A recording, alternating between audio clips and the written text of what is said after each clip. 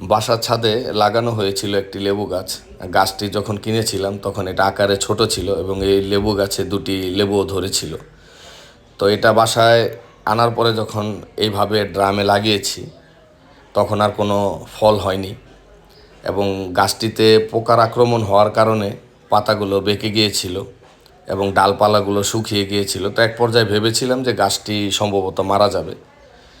তো যাই হোক, মোটামুটি 1 সপ্তাহ 10 দিন এই গাছের আমি পরিপূর্ণ যত্ন নিয়েছি, পর্যাপ্ত পরিমাণ সার দিয়েছি এবং কীটনাশক স্প্রে করেছি গাছে পোকা তাড়ানোর জন্য।